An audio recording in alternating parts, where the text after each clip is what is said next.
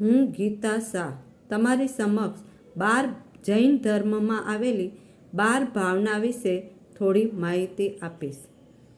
આગમ સાહિત્યમાં અનુપ્રેક્ષાને 5 પ્રકારના સ્વાધ્યાયોમાંનો એક પ્રકાર કયો છે. આ 5 પ્રકાર છે વાંચના, પૃચ્છના, પરાવર્તના, અનુપ્રેક્ષા અને ધર્મકથા. અનુપ્રેક્ષાનો અર્થ ભાવના થાય છે.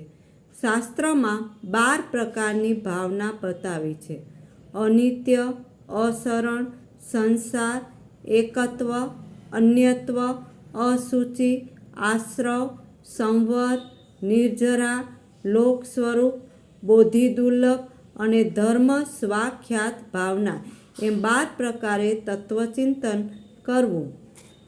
પહેલાં આપણે પ્રથમ ભાવના અનિત્ય ભાવના વિશે જોઈએ. દરેક વસ્તુ કે ઘટનાના અનિત્યતાનું ચિંતન કરવામાં બધું જ ક્ષણભંગુર છે. કશું જ કાયમી નથી. દરેક ચીજ પરિવર્તનશીલ છે. કુટુંબ, કંચન, કામિની, કીર્તિ, કાયા, ધન વગેરે પદાર્થોની અનિત્યતાનું ચિંતન કરવું એ અનિત્ય ભાવના છે. આ ભાવનાના ચિંતનથી બાહ્ય પદાર્થો પર મમત્વ ભાવ ઓછો થતો જાય છે. તેથી જ્યારે તે પદાર્થોનો વિયોગ થાય છે ત્યારે દુઃખનો અનુભવ થતો નથી. અસરણ ભાવના. સંસારમાં પોતાનું રક્ષણ કરનારું, પોતાને શરણ આપનારું કોઈ નથી. એનું ચિંતવન એ અસરણ ભાવના છે. રોગાદિક દુઃખ કે અન્ય કોઈ આપત્તિ આવે ત્યારે કોઈ સાધનો કે સ્નેહ સંબંધીઓ કે ધન સંપત્તિ જીવને એ દુઃખથી કે આપત્તિથી બચાવવા સમર્થ નથી. ઘડપણ, રોગ અને મૃત્યુ વખતે કોઈ રક્ષણ આપતું નથી. આ સંસારમાં અરિહંત, સિદ્ધ, સાધુ અને કેવળ જ્ઞાને પ્રકાશેલ ધર્મ એ જ શરણ છે. શાસ્ત્રમાં આ ભાવનાનું સમજવા માટે અનાથી મુનિનું દ્રષ્ટાંત આપેલું છે. સંસાર ભાવના. આધિ, વ્યાધિ, ઉપાધિથી ભરપૂર એવા સંસારના સ્વરૂપનું ચિંતવન કરવું એટલે અનાદિ ભાવના.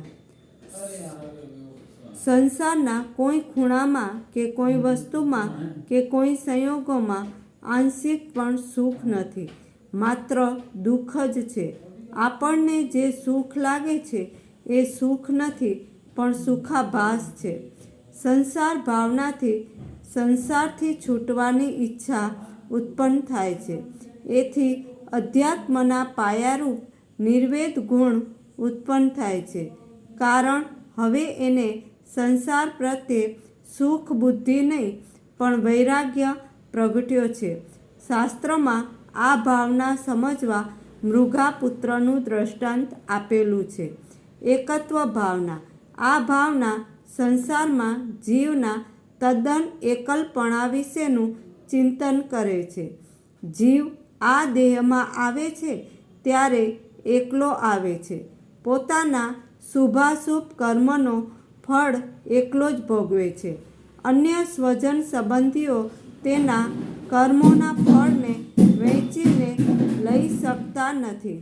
શરીરમાં રોગાદિક જે કંઈ ઉપદ્રવ થાય છે તે સ્નેહી, કુટુંબીજન કોઈ લઈ શકતું નથી. એકત્વ ભાવના ભાવવાથી સ્વજન ઉપર સ્નેહભાવ, આસક્તિનો ભાવ ન થાય. નિસંગ ભાવ આવવાથી મોક્ષ માટે પ્રવૃત્તિ કરવાની ભાવના જાગે છે. આ ભાવના સમજવામાં શાસ્ત્રમાં નમી રાજર્ષિનું દ્રષ્ટાંત આપેલું છે. અન્યત્વ ભાવના. પોતાના આત્મા સિવાય બધા ચેતન અને જળ પદાર્થો અન્ય છે. પોતાથી ભિન્ન છે એવું ચિંતન કરવું તે અનિત્ય ભાવના છે. અન્યત્વ ભાવનાથી શરીર આદિ જળ પદાર્થો ઉપર તથા સ્વજન આદિ ચેતન પદાર્થો ઉપર રાગ ન થાય, અને રાગ થયો હોય તો દૂર થાય અને મોક્ષ માટે પ્રવૃત્તિ થાય.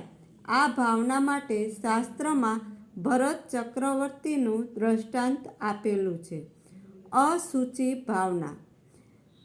શરીરમાં રહેલ અશુચિનો અપવિત્રતાનો વિચાર ચિંતન કરવું એ અશુચિ ભાવના છે. શરીર, લોહી, માંસ વગેરે અશુદ્ધ વસ્તુઓથી બનેલું છે અને મળ, મૂત્ર, શ્લેષમ આદિ અશુદ્ધ વસ્તુઓને પેદા કરે છે. અતિ સુંદર દેખાતું શરીર પણ અંદરથી અશુચિ અને ગંદકીથી ભરેલું છે. નળ ખોલતા જેમ પાણી નીકળે તેમ શરીરમાંથી પસીનો, મૂત્ર, મળ, મેલ વગેરે અશુચિ પદાર્થો નીકળ્યા જ કરે છે. વિવિધ દ્રષ્ટિએ શરીરની અશુચિનું ચિંતન કરવાથી શરીર પર અપ્રીતિ ઉત્પન્ન થાય છે. આથી સદા માટે શરીરનો નાશ કરવાનો અર્થાત જન્મનો અંત લાવવાની ઈચ્છા થાય છે અને યથાશક્તિ સંયમમાં પ્રવૃત્ત થાય છે. આ ભાવના સમજવા શાસ્ત્રોમાં સનત ચક્રવર્તીનું દ્રષ્ટાંત આપેલું છે. બાકીની ભાવનાઓનું આપણે પછીથી સમજીશું.